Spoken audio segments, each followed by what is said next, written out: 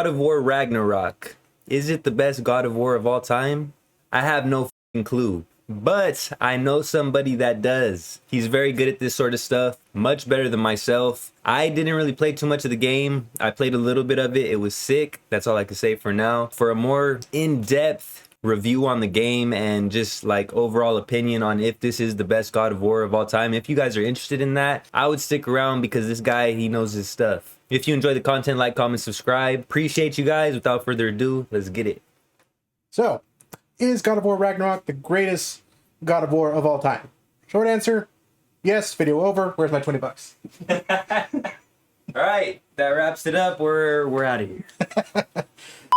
But no, in all seriousness, is God of War Ragnarok the greatest God of War of all time? Short answer, it is a very good game. Now, is it as great as it is hyped to be? That is what we're going to discuss today. Now, going on to story. So the events of God of War Ragnarok take place 3 years after the events of God of War 2018. It follows the story of Kratos and Atreus leading up to the events of Ragnarok, as is in the title. And without any story spoilers, you do get a sense of progression as the story goes along. You can tell that time has passed. You can feel the emotions of the characters and they feel believable. So you can tell automatically during the start of the game that Kratos is still processing the death of Faye. It shows visually as he's gently caressing the pouch that Faye's ashes were held in. And you can also feel the emotions in Atreus as he attempts to find out his destiny. It is shown that he is beginning to get into that rebellious phase where he believes that he knows more than Kratos and that he is attempting to be his own man. As the story goes along, you can tell that there will be friction, and a bunch of the original cast has come back. You have Brock, Sindri, as well as Freya,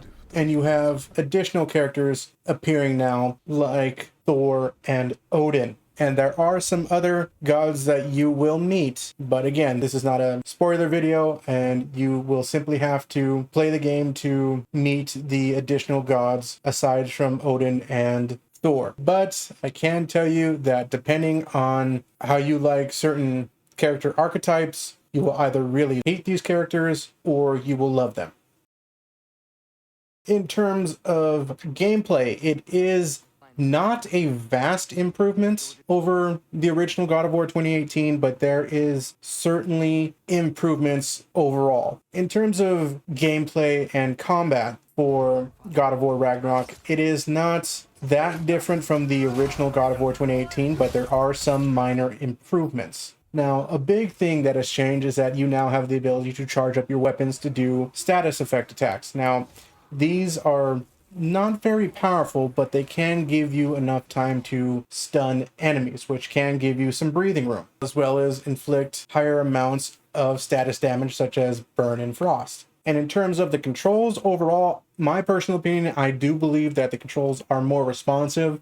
In the original God of War 2018, they could be, in my opinion as well, janky at times and slow to respond. But this feels a lot more responsive. It is still an over-the-shoulder camera view. So if you didn't like that in the original God of War 2018, then you will still have an issue with it now. And in terms of exploration, that has gotten a bit of an improvement as well. Now, with the addition of the sled, it does feel like the certain hub worlds have gained a bit more, I guess the best term is openness. They feel more like open world areas instead of basic hub worlds. And you will be going through all of the 9 realms. Some are, like in the original, simply there as a gameplay gimmick, like Muspelheim is returning as the arena and the gauntlet, so that's still the same, but you will be returning to certain places such as Niflheim and Helheim. And another detail which will be good for players that do tend to forget items, you now can have an option of going to Brock and Sindri to recover any items that you fail to pick up in certain areas. And believe me, even myself, there have been things I've missed without realizing it. This is a good way to not miss out on materials, and you are going to need those for upgrading. And for those of you who happen to like the talisman system from the original God of War 2018, that has returned. However, it has been a bit more streamlined. You no longer have talismans, but you have relics. Now, these work in the same way as the talismans. They are additional attacks or effects that you can use to give yourself an edge in combat. Now, a lot of people may also recall that there were certain enhancement slots that you can put to each talisman that you had. That is no longer the case. That is entirely a separate system under the Amulet of Yggdrasil. Now you can slot various different talismans in that all have certain set bonuses depending on what you want to use. So there is an easier method for people who like to min-max their character. With all the positives, now let's start getting into a bit of the, the negatives. Now, as stated before, it's not a vast improvement over the original God of War 2018.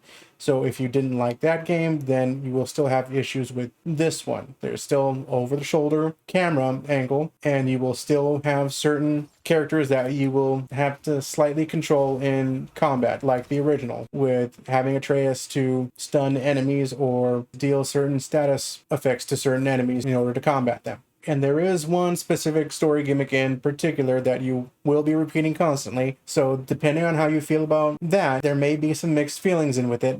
But for people that do enjoy certain twists in terms of the story, they will like it. Fortunately, this is a spoiler, so do go ahead and check it out if you are playing the game currently. Now, on to armor and upgrades. Now, unfortunately, armor is still the same, so there is essentially no change in that aspect, though some of the armors do look pretty cool, I'm not gonna lie. And interestingly enough, they do happen to change when you upgrade them further, so you can expect some visual changes to the armors as compared to the original. Again, without getting into too much of a heavy spoiler, Endgame does feel a bit empty. Now, certain Endgame events felt a lot easier to deal with as compared in the original God of War 2018. For those of you who don't know, that would be the Valkyrie challenges. Those were considered endgame bosses or additional bosses that you could fight. Now, there is an equivalent within God of War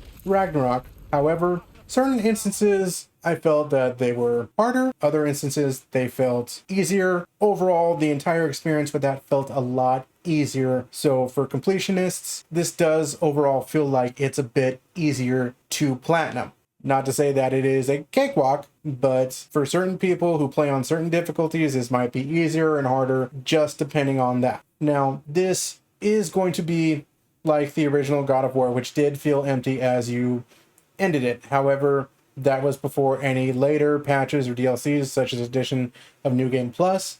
So hopefully there will be additions to that later. But as of right now, there is not much replayability in terms of Endgame. But overall, I do believe this is a improvement over the original God of War 2018. And yes, there are certain story aspects that can seem predictable, and some may not think so, some may. It is entirely dependent on your personal opinion on the matter. However, in my humble opinion, this is likely to be the best God of War to date. And that is all. Told you. I told you. Way better than me. He's a natural. That was actually his first video he ever did. Look out for more. Look out for his YouTube coming. Sorry, I'm eating over here in the background. That's it. See you guys on the next one. Right when you started, I was like, oh, he's good at this.